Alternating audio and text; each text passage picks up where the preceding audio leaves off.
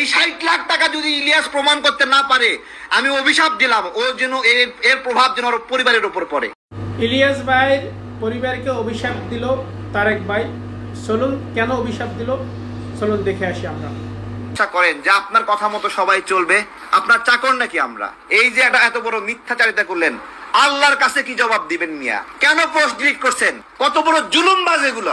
সব মানুষ খারাপ, ইলিয়াস একা ভালো। আপনি যে এই যে বেজ্জতি করার উদ্দেশ্যে বললেন বিকাশুর রহমান তারেক আমপাড়ি থেকে সবাই বের হয়ে যাচ্ছে, এখন কি হবে আমার ভাই? এখন কি হবে আমার?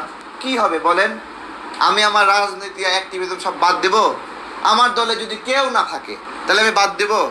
আপনারা যে চেষ্টাটা করেছেন পিনাকি দাদা এবং ইলিয়াস ভাই, যে আপনাদের গ্রিপের মধ্যে আমাদের সংগঠনটাকে রাখবেন, এই রাইখা বিভিন্ন জায়গায় মব সৃষ্টি করাবেন। সিপিবির অফিস ভাঙতে বলছিলেন, সিপিবির অফিস ভাঙতে বইলা ওইদিকে আবার সিপিবিকে কেন খবর দিচ্ছেন বলেন? সিপিবির প্রিন্স রে ওইদিকে খবর দিয়েছে তারেকরা এখানে অফিস দখল করতে আসবে, আর আমাদেরকে বলছে যে অফিস দখল করো। ওই দিন জাতিসংঘের মহাসচিব আসছে বাংলাদেশে, বলেন ওই দিন ইলিয়াস এবং পিনাকির কথা শুই না সিপিবির অফিসে আমরা হামলা করা ঠিক হইতো? বিশ্বের কাছে বাংলাদেশের বার্তা ভালো যায় তো?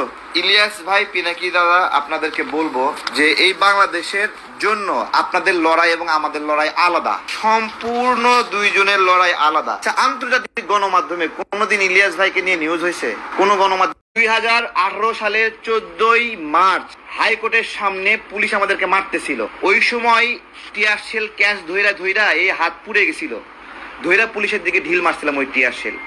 ওইটা আপনার হলো জাতিসংঘের একটা পোর্টাল থেকে ওই সময় পাবলিশ হয়েছিল।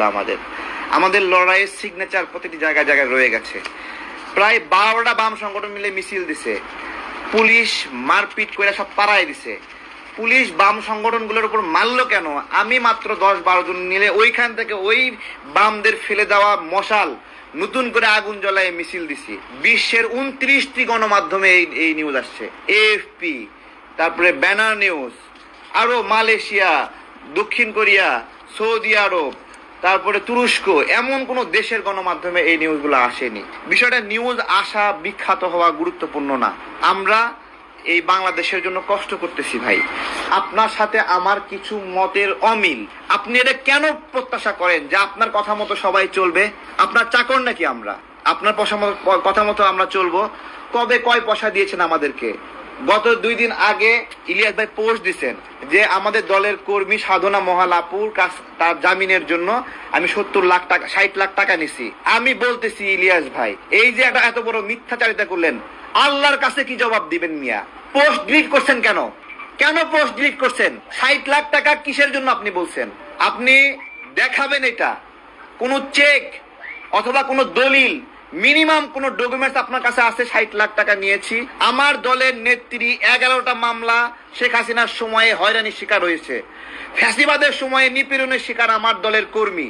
তাকে মুক্ত করার জন্য আমি কাজ করব না? আমি দলের নেতা না, আমার দলের ছোট দল হতে পারে, তাদেরকে আগলায় রাখা আমার কাজ না? তাদের জন্য স্বরাষ্ট্র মন্ত্রণালয়ে আমি চিঠি দিছি। এরপরে পার্বত্য অঞ্চলে 2023 সালে শেখ হাসিনার দেওয়া মামলায় সুশীল চাকমা দাদা গ্রেপ্তার হয়েছিল 2 দিন। প্রিয় বন্ধুরা, আপনি যদি আমার চ্যানেলে নতুন হয়ে থাকেন সাবস্ক্রাইব করার জন্য অনুরোধ থাকবে। ভালো থাকবেন। নতুন